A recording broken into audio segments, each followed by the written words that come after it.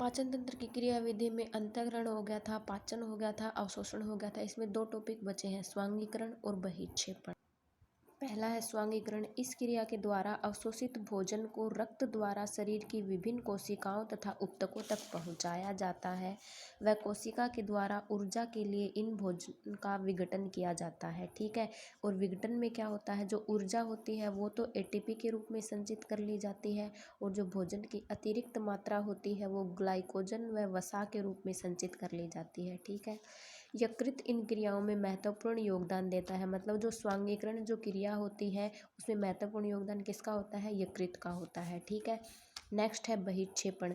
अपचित, अनअवशोषित एवं अपशिष्ट भोज्य पदार्थ को बड़ी आंत के रेक्टम भाग में, रेक्टम क्या होता है, बड़ी आंत का एक भाग होता है, रेक्टम भाग में कुछ समय के लिए संग्रहित किया जाता है तथा गुदा द्वारा बाहर त्याग दिया जाता है। इस क्रिया को बहिक्षेपण कहते हैं। बहिक्षेपण में मैंने बताया था ना कि जो अतिरिक्त जो भोजन होता है उसको शरीर से बाहर निकालना क्या कहलाता है, बहिक्षेपण। या जो मल होता है उसको शरीर से बाहर निकालना बहिक्षेपण कहलाता है। वृद्धांत्र का मुख्य कार्य जल अवशोषित करना तथा मल बनाना होता है। वृद्धांत्र में किसी प्रकार का कोई पाचन नहीं होता है, ठीक है, क्योंकि इसमें कोई पाचक एंजाइम नहीं पाया जाता है। तो उसका मुख्य कार्य क्या होता है, जल का अवशोषण करना और मल बनाना होता है, ठीक है। कोलेन में अधिकांश भाग जल अवशोषित हो जाता है तथा खनिज लवण अवशोषित हो जाते हैं। शेष बचा हुआ अपचित भाग श्लेष्मा, मर्त, उपकला कोशिकाएं, मृत जीवाणु, पित्तवर्णक दो प्रकार के होते हैं, बिलीरुबिन और बिलीव्रडिन, ठीक है। तो मल में कौन सा होगा, बिलीरुबिन आदि मिलकर मल का निर्माण करते हैं, ठीक है। जब मल मलाशय में धकेला जाता है तब मलाशय की भित्ति संकुचित होने पर मल पर दबाव पड़ता है। यह दबाव कितना होता है, 20 mm of Hg होता है, ठीक है, जिससे अवरोधनी खुलती है तथा गुदा द्वारा मल बाहर त्याग दिया जाता है। अब इसका नियंत्रण कौन करता है, जैसे इसमें तो महत्वपूर्ण भूमिका किसकी हो गई, यकृत की हो गई, और बहिक्षेपण में किसकी हो गई, मल विसर्जन की क्रिया तंत्रिका तंत्र के द्वारा नियंत्रित होती है, ठीक है। अब तुम लोगों के एक दो टॉपिक और हैं इसमें। पहला है जीआई हार्मोन की पाचन में भूमिका। मतलब जीआई की फुल फॉर्म क्या होती है, गैस्ट्रो इंटेस्टिनल हार्मोन, या इसको बोलते हैं जठरांत्रीय हार्मोन। तो इसकी पाचन में क्या भूमिका होती है, जठरांत्र संबंधी हार्मोन पेट, अग्नाशय और छोटी आंत में एंटेरोएंडोक्राइन कोशिकाओं के द्वारा स्रावित हार्मोन के एक समूह का गठन करते हैं जो पाचन अंगों के कार्यों का नियंत्रण करते हैं, ठीक है। अधिकांश जीआई हार्मोन्स में सेक्रेटिन व कोलिसिस्टोकाइनिन महत्वपूर्ण है। कोलिसिस्टोकाइन को शॉर्ट में सीसीके भी बोल सकते हैं, ठीक है। तो इन दोनों के बारे में पढ़ेंगे इसमें, सेक्रेटिन के बारे में और कोलिसिस्टोकाइनिन के बारे में। पहला है कोलिसिस्टोकाइनिन।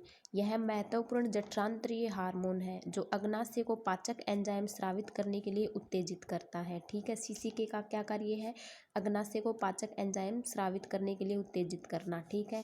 सेकंड इसका कार्य है सीसीके ग्रहणी द्वारा स्रावित किया जाता है। यह पित्ताशय की थैली को पित्त नामक पदार्थ स्रावित करने के लिए उत्तेजित करता है। यह पदार्थ पाचन व वसा के अवशोषण में सहायक होता है। सेकंड है सेक्रेटिन। सेक्रेटिन के क्या कार्य हैं, यह हार्मोन स्टमक की कोशिकाओं से गैस्ट्रिक एसिड के स्राव को रोककर ग्रहणी की पीएच को नियंत्रित करने में मदद करता है, ठीक है। सेकंड इसका कार्य है, यह अग्नाशय की धमनी कोशिकाओं से बाइकार्बोनेट आयन के स्राव को बढ़ा देता है। नेक्स्ट इसका कार्य है, यह बाइल जूस के स्राव को बढ़ा देता है। नेक्स्ट टॉपिक है माइक्रोन्यूट्रिएंट्स के आधार पर भोजन का रासायनिक संगठन, ठीक है। माइक्रोन्यूट्रिएंट्स को हिंदी में क्या बोलते हैं, सूक्ष्म पोषक तत्व। तो सूक्ष्म पोषक तत्व क्या होते हैं, मानव शरीर द्वारा ये एक बहुत कम मात्रा में लिया जाने वाला आहार है। मतलब जिन तत्वों की मानव के शरीर को बहुत कम आवश्यकता होती है उन तत्वों को क्या कहते हैं, सूक्ष्म पोषक तत्व या माइक्रोन्यूट्रिएंट्स कहते हैं, ठीक है। जिनकी 100 माइक्रोग्राम्स प्रतिदिन से भी कम मात्रा की आवश्यकता होती है, ठीक है। मतलब बहुत ही कम मात्रा, लेकिन ये शरीर के सामान्य कार्यों के लिए बहुत आवश्यक होते हैं। सूक्ष्म पोषक तत्व ऊर्जा के प्रावधान के लिए काम नहीं करते। मतलब इनका कार्य ये नहीं है कि ये ऊर्जा उत्पन्न करते हो, ठीक है। मुख्यतः माइक्रोन्यूट्रिएंट्स में विटामिन और मिनरल्स को सम्मिलित किया जाता है। विटामिन्स और मिनरल्स मतलब खनिज लवण, ठीक है। इन दोनों को माइक्रोन्यूट्रिएंट्स में सम्मिलित किया जाता है।